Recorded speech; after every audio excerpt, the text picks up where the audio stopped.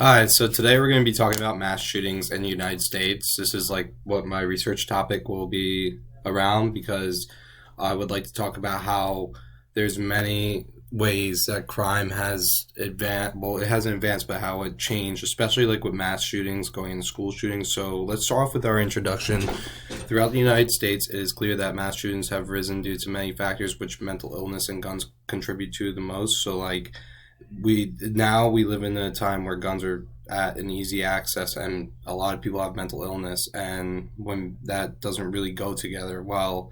And I got a quick snippet from an article. Mass shootings have risen markedly in the United States over the past 15 years, from an annual average of 6.4 a year between 2000 and 2006 to 16.4 a year between 2007 and 2013, says a new report from the U.S. Federal Bureau of Investigation from McCarthy. So they often result from individual social and cultural factors. While it's important to note that not every mass shooting has the same root cause, some common contribute factors can relate to like why this happens. So we go to the next question: why do we have mass shootings? So complex nature of the issue: societal factors, access to firearms, socioeconomic disparities, cultural influences, psychological factors, mental health stigma, and individual behavioral issues. So another snippet I got from the article was recognizing the increased active shooter threat and the swiftness which the active shooter incidents unfold. These studies results support the importance of training and exercises, not only from law enforcement but also from citizens, the report said from McCarthy. So personal grievances, experiences of rejection, bullying is a big one, or perceived injustices can drive individuals towards violent action. So the reason why I say bullying is such a big reason is because when someone's bullying, they want like revenge, or like, oh, I don't like when someone treats me like that, so I'm gonna get revenge and do something crazy. And next, the internet provides easy access to weapons, tactics, extreme ideologies, potentially influences individuals to commit these acts of violence, which are terrible. So for the next column, I would like to talk about the rise of mass shootings.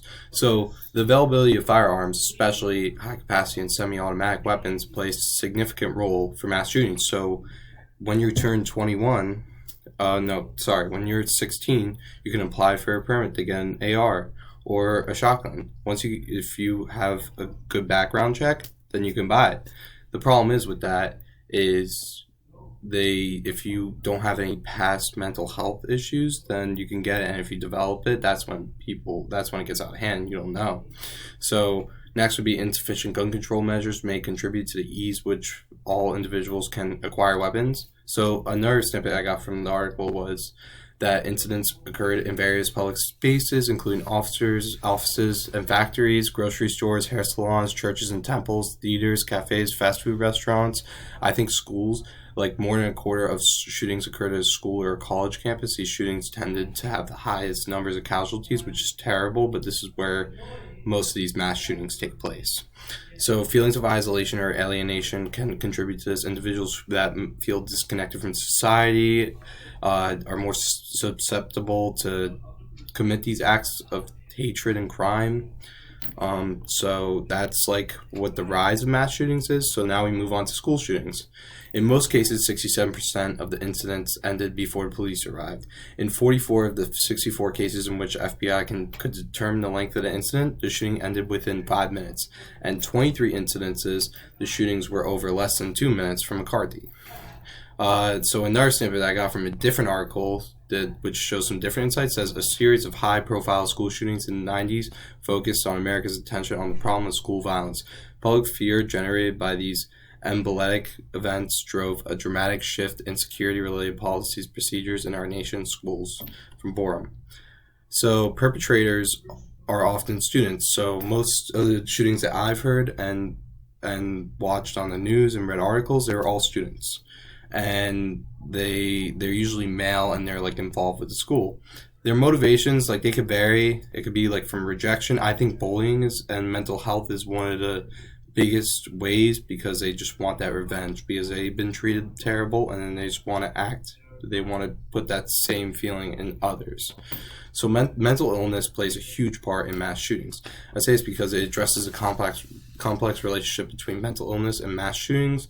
It is vital to avoid oversimplification and recognize the importance of comprehensive, multi-phased approach that includes mental health support, early intervention, and community education. So another snippet I got from the article was violence is recognized public health in violence is a recognized public health problem in the United States. In a study comparing U.S. homicide rates with those in 22 other high-income countries, results showed that the overall homicide rate is 7 times higher. That's interesting. Policies addressing the intersection of mental health and gun access aim to prevent individuals at risk from obtaining firearms. Mental health encompasses a broad spectrum of conditions, including depression, anxiety, schizophrenia, and bipolar disorder. I think depression is a big way because many students that are depressed don't care about their life, and they don't care about the actions that they would do to other people.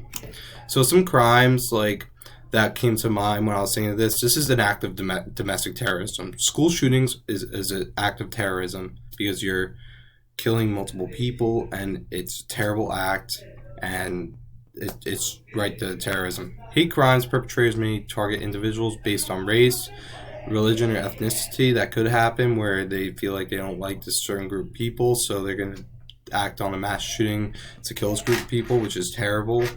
And random acts of violence where behind mass shootings are unclear, which is when someone just random comes and does whatever. So some motives, I said that mental illness already. I said that was a big motive. A past where the shooter was bullied or treated wrongly in their life, causing them to get their revenge back. And while most individuals with mental illness are not violent, some mass shooters may struggle with untreated mental health issues, which is a big step because most people don't take their meds, or when they get off their meds, they act differently. So what steps have been enforced to change?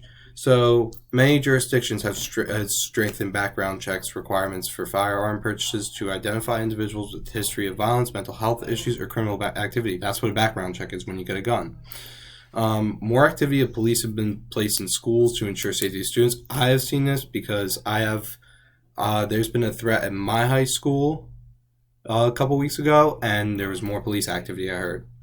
Limiting access to high capacity ammunition, that's already happening, so you can't buy a mag, you can't have a 30 round mag, you can only have a 15 round mag, so that's been in place to regulate the guns. And just a quick conclusion, mass shootings are a distressed and complex issue that impacts communities and leaves a lasting mark on the lives of students like myself. So I say students like myself because I see this all the time, and it just makes me feel horrible, like why someone would do this.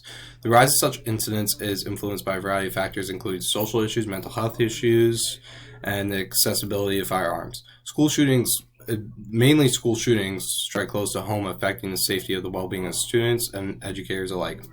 While positive steps have been taken, such as enhancing school measures and stricter gun laws, ongoing challenges require continuous dedication from all of us. So all of us need to think about this topic and be okay, what can we do to stop all this crime from happening? I think we just need to have more increased policing in schools. We need to have kids monitored, metal detectors. So this is what my research paper is going to be based on, and then some of my sources are right here. So thank you very much.